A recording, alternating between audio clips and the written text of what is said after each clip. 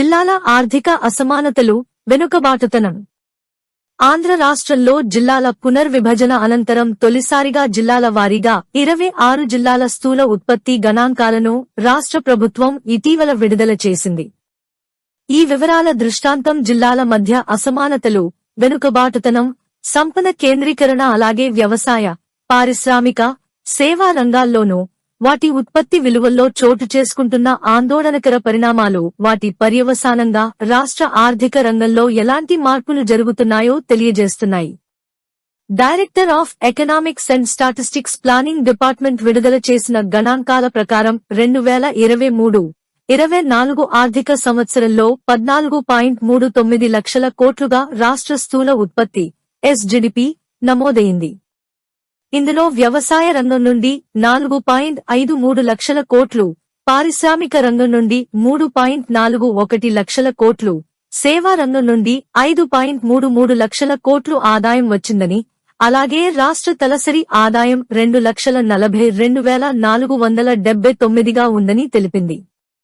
రాష్ట్ర స్థూల ఉత్పత్తిలో విశాఖ జిల్లా 1,19,268 కోట్లతో మొదటి స్థానంలో ఉంది. ఆ తరువాత ఎన్టీఆర్, కృష్ణా జిల్లాలు 2, 3 స్థానాల్లోనూ, తిరుపతి, ఏలూరు జిల్లాలు 4, 5 స్థానాల్లో నిలిచాయి. అట్టడుగు 5 స్థానాల్లో 22 నుండి 26 స్థానాలు అల్లూరి సీతారామరాజు, పార్వతీపురం మన్యం, విజయనగరం, అన్నమయ్య, నంద్యాల జిల్లాలు వరుసగా ఉన్నాయి. ఈ జిల్లాల మొత్తం స్థూల ఉత్పత్తి విశాఖ జిల్లా స్థూల ఉత్పత్తికి సమానంగా ఉంది. దీన్ని బట్టి అట్టడుగున ఉన్న జిల్లాల ఆర్థిక దుస్థితిని అర్థం చేసుకోవచ్చు. అడుగున ఉన్న 5 జిల్లాల్లో 3 ఉత్తరాంధ్రలోనూ, 2 రాయలసీమలో ఉన్నాయి. రాష్ట్ర సగటు స్థూల ఉత్పత్తి 50,135 కోట్లుగా ఉంది. 13 జిల్లాలు వాటి స్థూల ఉత్పత్తి రాష్ట్ర సగటు కంటే దిగువ స్థాయిలో ఉన్నాయి. ఇందులో 5 జిల్లాలు రాయలసీమకి, మరో 4 ఉత్తరాంధ్రకి చెందినవి. జిల్లాల స్థూల ఉత్పత్తి విలువలను పరిశీలిస్తే జిల్లాల మధ్య తీవ్ర అసమానతలు కనిపిస్తున్నాయి. రాష్ట్ర స్థూల ఉత్పత్తిలో విశాఖ జిల్లా వాటా 9.15% ఉంటే అట్టడుగున ఉన్న అల్లూరి జిల్లా 1.16%, మన్యం జిల్లా 1.17% వాటా కలిగి ఉన్నాయి. 2 నుండి 3% మధ్య విజయనగరం, అన్నమయ్య, నంద్యాల, బాపట్ల, శ్రీకాకుళం, కోనసీమ జిల్లాలు ఉంటే 3 నుండి 4% వాటా మధ్య 13 జిల్లాలు ఉన్నాయి. కేవలం ఏలూరు 5.13%, తిరుపతి 5.18%, కృష్ణా 5.24%, ఎన్టీఆర్ జిల్లా 5.65% వాటాతో కొంత మెరుగుదలలో ఉన్నాయి. రాష్ట్ర తలసరి ఆదాయంతో జిల్లాల తలసరి ఆదాయాలను పోల్చి చూస్తే జిల్లాల మధ్య అసమానతలు ఇంకా ఎక్కువగా ఉన్నట్లు తెలుస్తున్నది. విశాఖ జిల్లా 4,83,892 తలసరి ఆదాయంతో రాష్ట్రంలో మొదటి స్థానంలో ఉంది. 2వ స్థానంలో కృష్ణా, 3వ స్థానంలో ఏలూరు, 4వ స్థానంలో ఎన్టీఆర్, 5వ స్థానంలో తిరుపతి జిల్లాలు ఉన్నాయి. దిగువ స్థాయిలో 5 స్థానాల్లో వరుసగా అల్లూరి, మన్యం, శ్రీకాకుళం, విజయనగరం, నంద్యాల జిల్లాలు ఉన్నాయి. రాష్ట్ర తలసరి ఆదాయం పైభాగాన 9 జిల్లాలు ఉంటే దిగువన 17 జిల్లాలు ఉన్నాయి. ఇందులో ఉత్తరాంధ్ర, రాయలసీమ జిల్లాలే కాకుండా కాకినాడ, కోనసీమ, బాపట్ల, పల్నాడు, ప్రకాశం, నెల్లూరు జిల్లాలు కూడా ఉండటం విశేషం.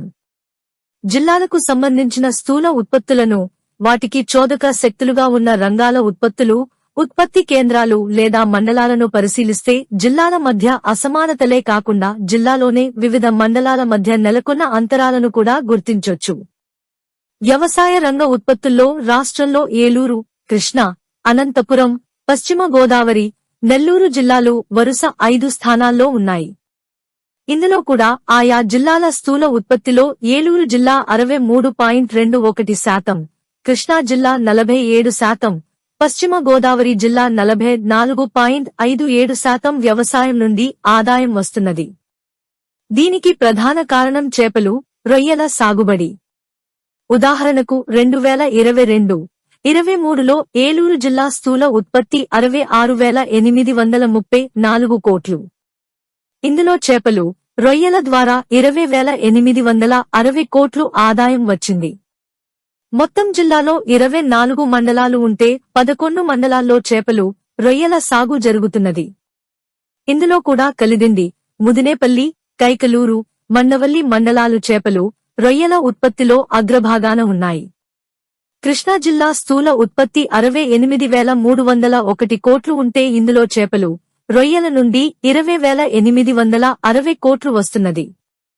మొత్తం 25 మండలాల్లో కేవలం నందివాడ, మచిలీపట్నం, కృతివెన్ను, నాగాయలంక, బంటుమిల్లి మండలాల నుండే రొయ్యలు, చేపల నుండి అత్యధిక ఆదాయం వస్తున్నది. చేపలు, రొయ్యల ఉత్పత్తుల్లో మరో ముఖ్యమైన జిల్లా పశ్చిమ గోదావరి. ఈ జిల్లాలో మొత్తం 20 మండలాలు ఉన్నాయి. ఈ జిల్లా స్థూల ఉత్పత్తి 51,078 కోట్లు. ఇందులో 9 మండలాల నుండి చేపలు, రొయ్యల నుండి 15,859 కోట్లు ఆదాయం వచ్చింది.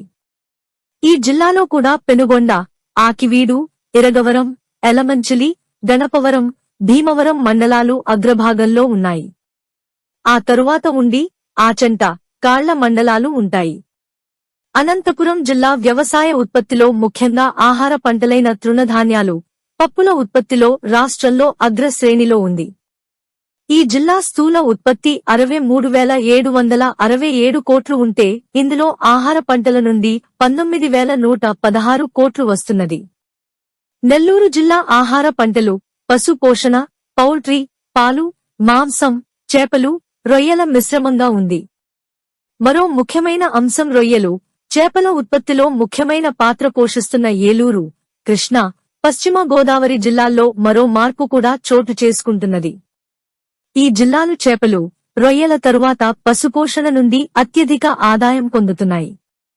దీంతో ఈ జిల్లాల్లో ఆహార పంటల సాగు గణనీయంగా పడిపోతున్నది. రాష్ట్రంలో చాలా జిల్లాలో ఈ పరిణామం మనకి కనిపిస్తున్నది. ఈ మార్పు గ్రామీణ ప్రాంతాల్లో ఉపాధి అవకాశాలను దెబ్బతీస్తూ భూ కేంద్రీకరణ, పర్యావరణ సమస్యలను ముందుకు తెస్తున్నది. జిల్లాల పారిశ్రామిక అభివృద్ధి పరిశీలిస్తే చాలా విచిత్ర పరిస్థితి కనిపిస్తున్నది.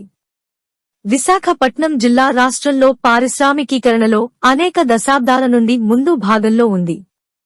రాష్ట్ర పారిశ్రామిక ఉత్పత్తిలో సుమారు 20% వాటా కలిగి ఉంది. రెండో స్థానంలో తిరుపతి, మూడో స్థానంలో అనకాపల్లి, నాలుగో స్థానంలో ప్రకాశం, ఐదో స్థానంలో ఎన్టీఆర్, ఆరో స్థానంలో కాకినాడ జిల్లాలు ఉన్నాయి. ఈ 6 జిల్లాలే రాష్ట్ర పారిశ్రామిక ఉత్పత్తిలో సుమారు 50% వాటా కలిగి ఉంటే మరో 11 జిల్లాలు కేవలం 20% ప్రాతినిధ్యానికే పరిమితమయ్యాయి. విశాఖ జిల్లా మినహా ఉత్తరాంధ్ర జిల్లాలతో పాటు రాయలసీమ జిల్లాలైన చిత్తూరు, అన్నమయ్య, నంద్యాల జిల్లాలతో పాటు మధ్య కోస్తాలోని బాపట్ల, ఏలూరు, పశ్చిమ గోదావరి, కృష్ణా, పల్నాడు జిల్లాలు పారిశ్రామికంగా బాగా వెనుకబడి ఉన్నాయి. పారిశ్రామిక ఉత్పత్తిలో ముందు వరుసలో ఉన్న జిల్లాలను పరిశీలిస్తే రెండో స్థానంలో ఉన్న తిరుపతి ప్రధానంగా శ్రీ సిటీ కేంద్రంగా ఉన్న పరిశ్రమలే కీలకం. మిగిలిన జిల్లాలో పారిశ్రామికీకరణ గుర్తించదగిన స్థాయిలో ఎక్కడా కనిపించదు. అలాగే అనకాపల్లి జిల్లాలో ఫార్మా, రసాయన పరిశ్రమల కేంద్రంగా పరవాడ, అచ్యుతాపురం, రాంబిల్లి, నక్కపల్లి మండలాలకే పరిమితమై ఉంది.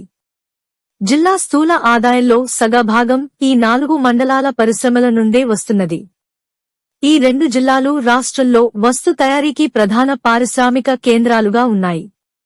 ప్రకాశం జిల్లాలో చీమకుర్తి, సంతనూతలపాడు మండలాల్లో గ్రానైట్ మైనింగ్, మద్దిపాడులో ఉన్న పారిశ్రామిక గ్రోత్ సెంటర్, సింగరాయకొండలో రొయ్యల పరిశ్రమ ముఖ్యమైనవి.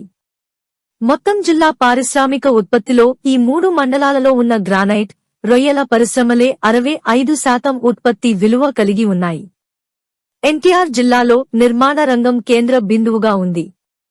వస్తు తయారీ రంగం నామమాత్రంగా ఉంది.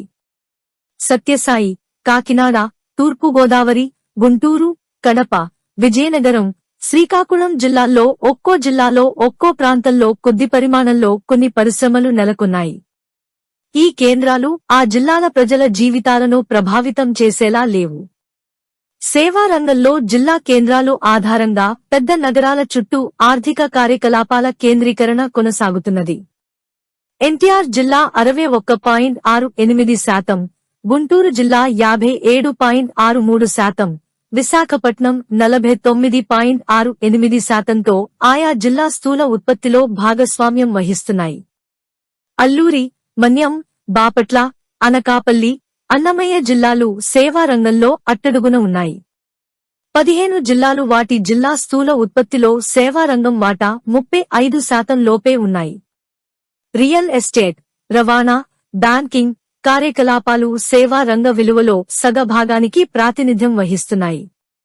ప్రజలకు వచ్చే ఆదాయాలను బట్టి ఈ రంగ విస్తరణ జరుగుతుంది.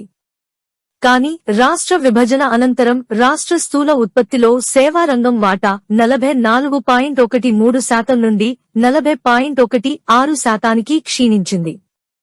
అత్యధిక జిల్లాల్లో ఇదే పరిస్థితి చోటు చేసుకున్నది.